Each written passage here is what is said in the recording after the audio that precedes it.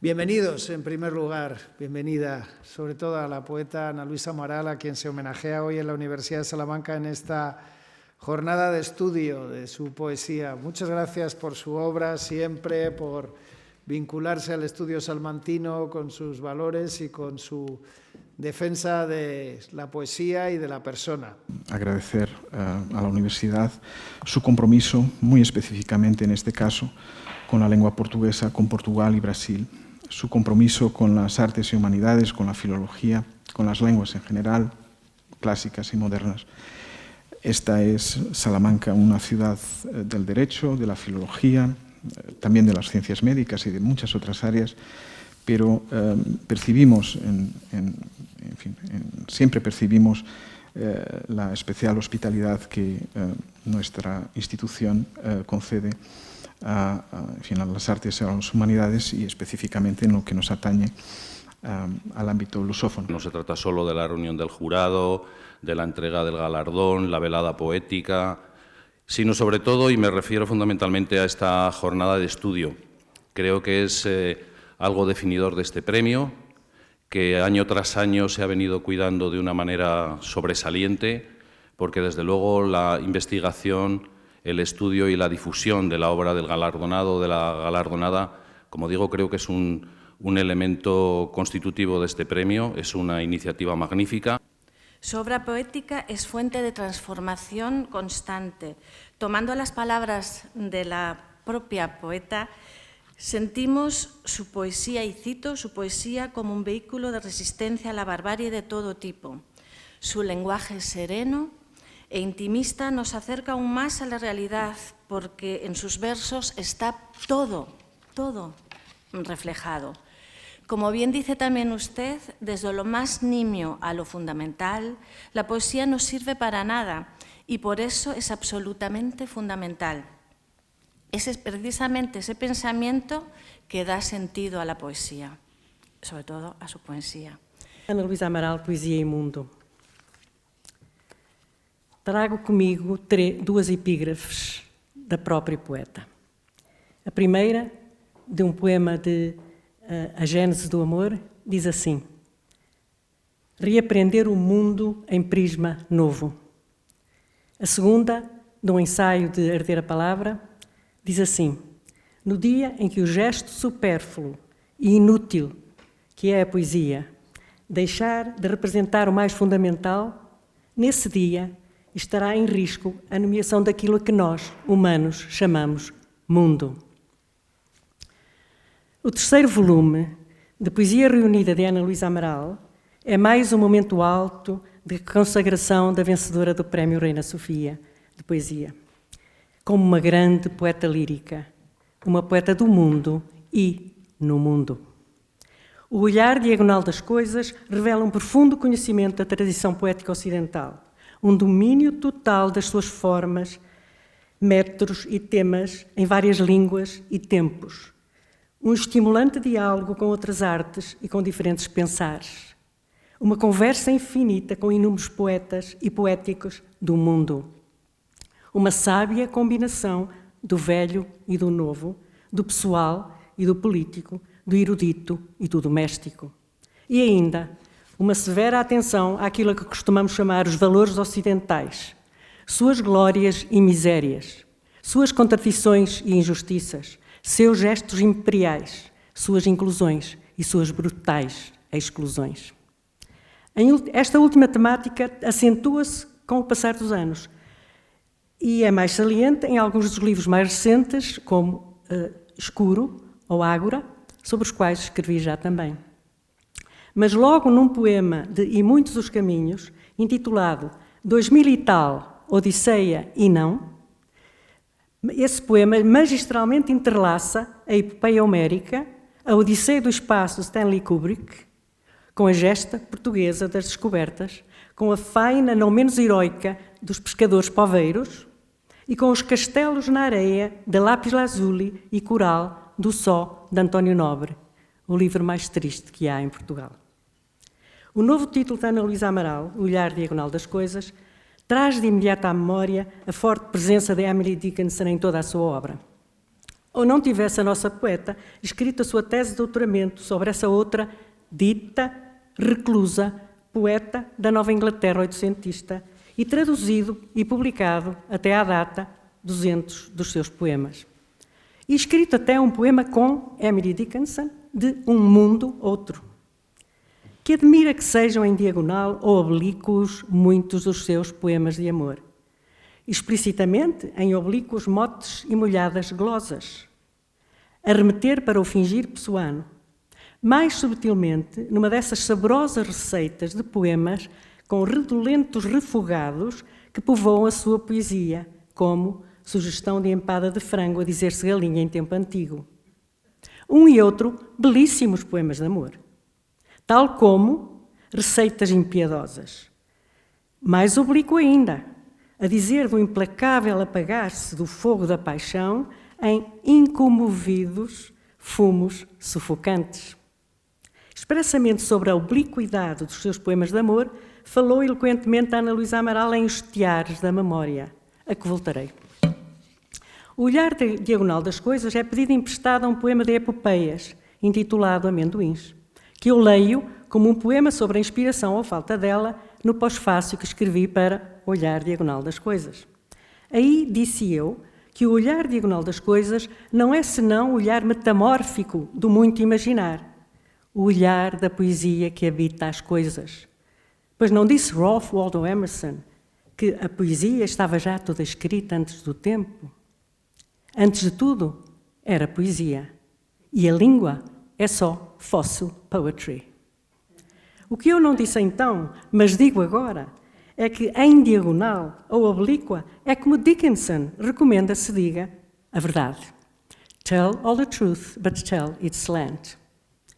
É essa oblíqua verdade a definição de poesia que resulta da memorável réplica que Sir Philip Sidney deu a Platão sobre a necessidade, por este sentido, de expulsar os poetas da polis.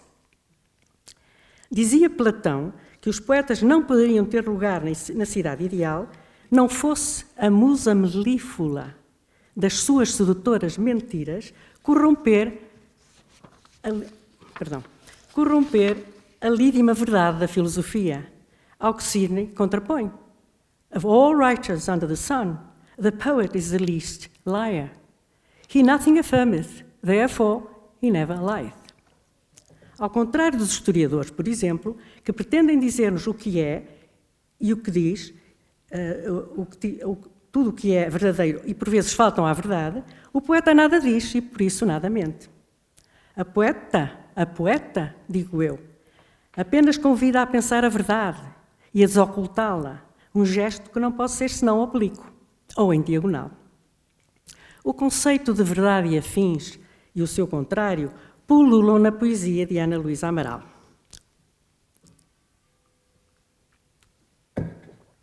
Logo a partir de Minha Senhora de quê? A verdade histórica. Conta este poema como uma filha ainda pequenina partiu na cozinha uma vulgar tigela de louça das Caldas, que não da dinastia Ming, e assim se viu de repente a poeta mãe, a ter de varrer os cacos para um balde de plástico indestrutível. O poema jocossério, como tantos desta autora, de há 3 décadas, apontava já as preocupações que iriam dar forma a toda a produção poética e teórica de Ana Luísa Amaral. O que é e do que trata a poesia lírica?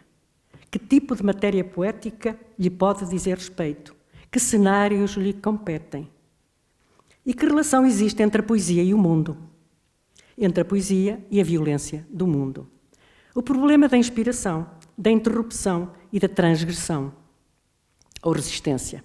A questão do tempo e da imortalidade poética. O feminino, o masculino e o feminista. O sentido do humor. O cuidado e a atenção crítica ao mundo. E o amor. Esse sentir que os gregos diziam através de várias palavras diferentes, como a poeta lembra no poema que me empresta a minha primeira epígrafe.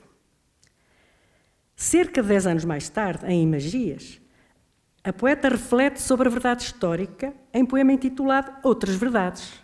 Outras terá de entender-se que não a dita verdade histórica. A verdade histórica, em gesto pseudo-autobiográfico, era a de uma criança filha que supostamente partira uma vulgar tigela na cozinha e a de uma poeta-mãe que supostamente deixara interromper a expiração para varrer os cacos do filial desastre para dentro de um prosaico balde de plástico. Estas outras verdades dizem agora da passagem do tempo e de como o poema se deixa compor e interromper dos pequenos nadas, da ternura e da dor, do familiar e do doméstico, mas também da fantasia e do exótico. As tigelas são agora definitivamente da dinastia Ming. Se no primeiro poema imortalidade era só de plástico, cuja lamentável indestrutibilidade tem consequências terríveis para o mundo, no segundo a metáfora da tigela partida é reimaginada ou colada com promessas de eternidade, a palavra sempre a encerrar o poema. Se é ou não verdade que a filha de Ana Luísa Amaral, que na verdade existe e a poeta muito ama, alguma vez partiu uma tigela na cozinha, a poeta disse numa entrevista que tal nunca aconteceu. Mas isso é totalmente irrelevante. A poesia é, diz a poeta, ficção mais suprema porque real. Diz ela, muito à maneira do Wallace Stevens, num poema de A Arte de Ser Tigre. A tigela partida e colada é tão só metáfora do real, ou da verdade, ou do mundo, numa relação imaginada entre mãe e filha e entre a poeta e o seu poemar. O que cada um dos poemas faz é teorizar o dizer oblíquo da poesia lírica. Nenhum poema o faz tão cômica e transgressivamente como, logo no título, soneto científico a fingir. A impecáveis decassílabos, como compete a esta forma lírica, com a qual Ana Luísa Amaral sabe tão agilmente brincar, o soneto jocosamente se confessa coxo, porque não tem rima nem tercetos, e troça a manquejar do rigor da forma, ao mesmo tempo que lhe confunde tema e linguagem. O sentimento amoroso, que é afinal assunto tradicional do soneto, perturba o pensamento e cede ao discurso racional explicativo.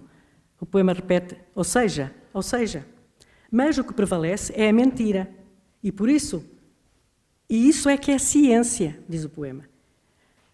Nem assim, nem aquilo que a cultura entende por ciência escapa à imaginação ironicamente trocista da poeta. Uma pergunta poderia ocorrer, a mim ocorre-me, a quem lê estes poemas. Poderiam eles ter sido escritos por um homem, poeta? Em relação ao último, soneto científico a fingir, pareceria ter de responder-se com um rotundo não. O sujeito poético aí explicitamente se diz mulher, sem deixar de associar ao nome gestos estereotipados da cultura. A mulher dobra-se demais por ser mulher, a mulher não se diz. Estar uma mulher no poema é mais uma mentira poética. No ensaio, infelizmente ainda por publicar, que assinamos juntas, defendemos, a Ana Luísa Amaral e eu, que dado ter a arte muito pouco de natural, o feminino e o masculino identificados em poemas podem nada ter a ver com o sexo de quem os escreveu. Não pode, por isso, ser motivo de espanto que alguns dos mais interessantes textos escritos no que na cultura se entende por feminino sejam de autoria masculina. Como Entre Nós mostrou já Isabel Alegro, na Pelgada de Júlia Kristeva e Hélène Cixous. Nesta ordem de ideias, admita-se que soneto científico a fingir podia ter sido composto por um homem poeta, se pelo menos tão brilhante quanto a nossa autora. Essa que tão bem sabe falar Dante, Petrarca e Camões, como Beatriz, Laura e Catarina na Tércia. A poesia escreve-se na poesia. As reflexões teóricas de Ana Luísa Amaral sobre esta questão, designadamente nos seus ensaios críticos de Ler a Palavra, debruçam-se muito particularmente sobre as desigualdades e discriminações sexuais do mundo em que vivemos, que ela vê como suscetíveis de condicionar os temas e as formas da produção literária. Ao mesmo tempo, porém, acrescenta, distinguir poesia escrita por homens e poesia escrita por mulheres corre o risco de perpetuar as desigualdades e as discriminações. Escrevo como mulher? Interroga-se Ana Luísa Amaral na sequência de comentários um tanto sexistas ao seu trabalho na imprensa portuguesa no início deste século. A resposta está lá, nos tiares da memória, e na miríade de identidades em que aí se reconhece, incluindo mulher e poeta. Poeta escreve como poeta. Dizer que Ana Luísa Amaral escreve como mulher é o mesmo que dizer, como disse Teixeira de Pascoais, que António Nobre é a nossa maior poetisa. Do que se trata, então, não é do ponto de vista feminino ou do ponto de vista masculino, mas do ponto de vista feminista.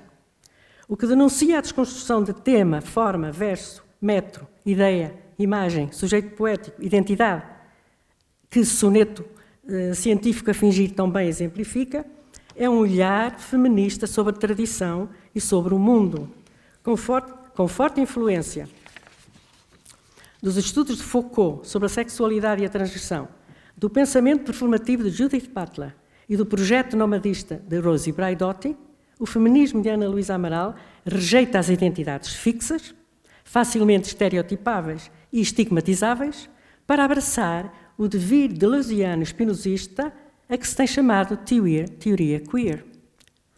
Esta forma teórica de entender o ser como, diria eu, lucreciana variedade infinita, é posta em prática com particular destreza crítica no ensaio sobre novas cartas portuguesas e noutro sobre Mário de Sá Carneiro. Na poesia, a fluidez de ser é uma constante desde a primeira hora.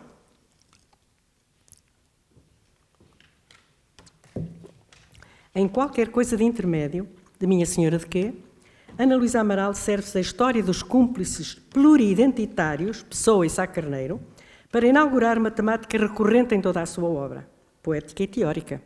A performatividade criativa, crítica, transgressiva, resistente e inclusiva.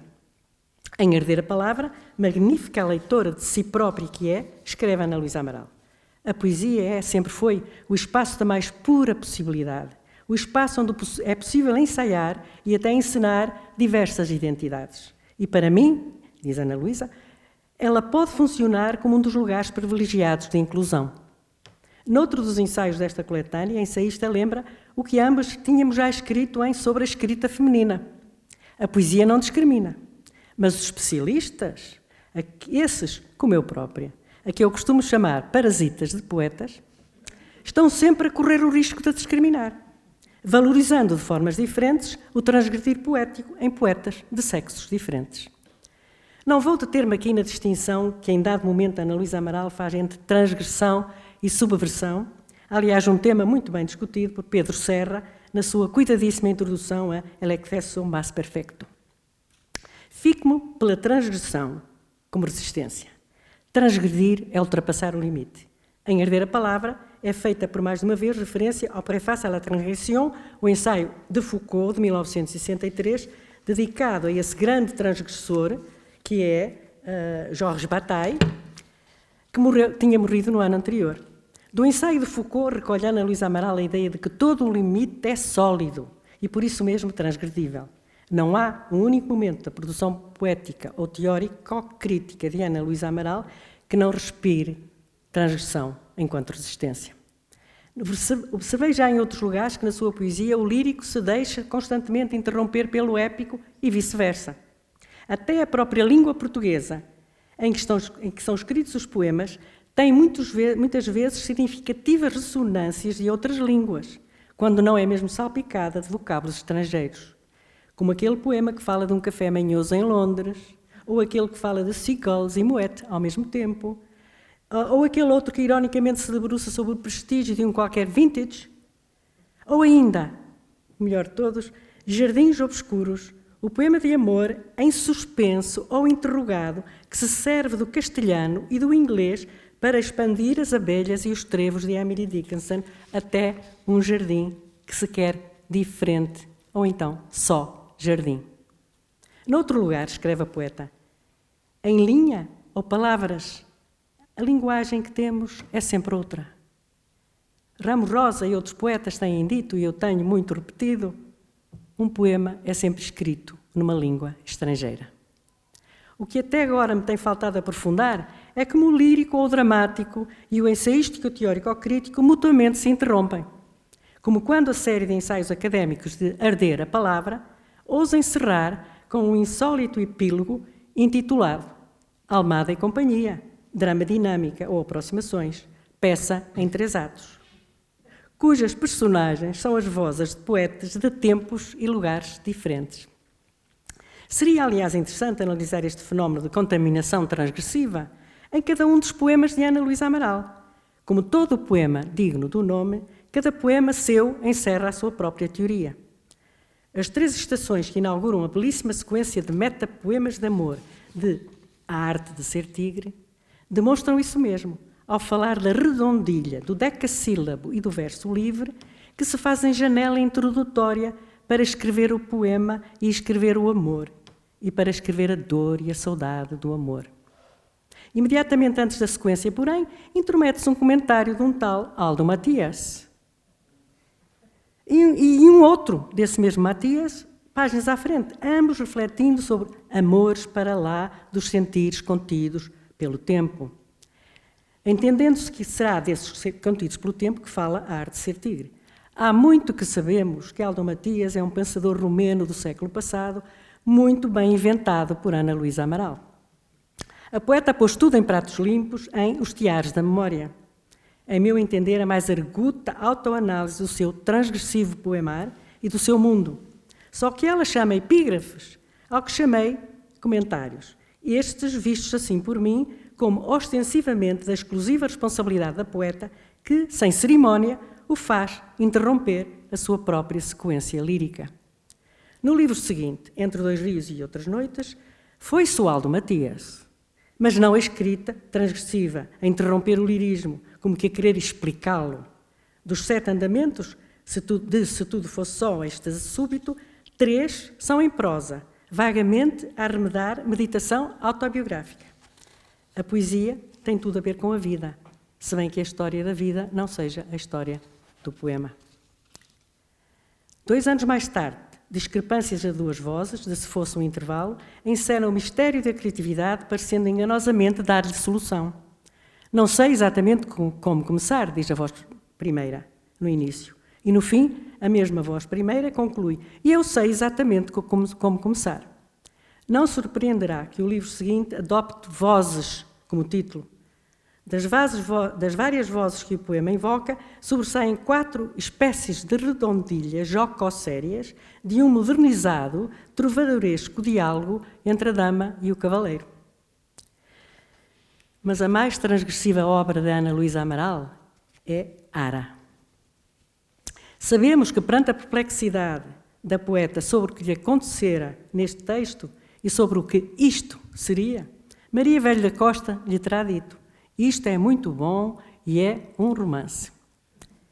Mas sabemos também o que Ana Luísa já tinha dito dessa obra noutro contexto. Poesia isto não é. Eu chamei-lhe na altura o mais teórico dos escritos poéticos de Ana Luísa Amaral. E no seu todo, um belo poema. Hoje acrescentaria um belo poema, sim, e o mais transgressivo dos escritos poéticos de Ana Luísa Amaral. Não é por acaso que uma boa parte de Ara é uma reciclagem de textos em verso e em prosa de Entre Dois Rios e Outras Noites e de Se Fosse um Intervalo, como se de inocentíssimos plágios se tratasse. Para melhores se escrever o amor e o mundo. Ara é uma procura ansiosa de como será permitida à poeta escrever o mundo, ou como se escreve isso que está nos antípodas da escrita: o amor, a vida, o desassossego de ser, o bem e o mal, o mundo. E perceber que é, afinal, perceber finalmente qual é a maior vergonha do mundo.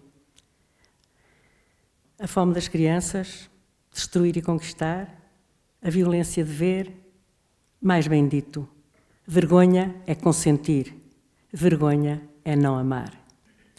Teríamos de esperar mais alguns anos para a nova reinvenção do mundo no livro com esse título, Mundo, para esse livro nos confirmar finalmente que poesia, amor e mundo são interdependentes. A secção designada quase em écloga, gentes, já prefigurada em pequena ode em anotação quase biográfica de E Todavia, muito nos diz da trajetória do poema de Ana Luísa Amaral em pequena ode. A poeta revela-se-nos através de um deslumbramento perante o mundo. Hora de sol, hora de desmando. O mundo que inclui o seu próprio simples viver. Casa, gente, bichos, plantas, coisas. Em ecloga, ouço repercutir o pensar e o fazer poética de Ana Luísa Amaral em pequeninas gentes, ou em gente pequenina, antes já evocada no poema anterior. E quem é essa gente pequenina? O peixe, o risco de existir. A aranha, fascínio e pavor. A abelha, a delícia de viver. A centopeia, o mundo inóspito. O pavão, a inútil beleza imprescindível. A formiga, a difícil, tenaz construção do mundo. Mas a mais assombrosa imagem de poeta que nos fica é a da elegante pega. A ave, não tão poética como o rouxinol ou o beija-flor, porém equilibrista bicolor, dona do mundo. É esta a verdade histórica. Muito obrigada. Cada vez veo este mundo de la academia, cada vez se parece más a la orquesta del Titanic. Yo no sé si el mundo se está hundiendo, pero está claro que zozobra, que se está sacudiendo mucho. Venimos de tiempos oscuros, hemos entrado en tiempos también oscuros, y la verdad es que toda la gente que se dedica a la poesía, a la literatura en general, que defiende el sentido común, el sentido del humor, que defiende la belleza, pues la verdad es que merece todos mis respetos. Por lo tanto, por favor, sigan tocando, pese a todo, sigan tocando.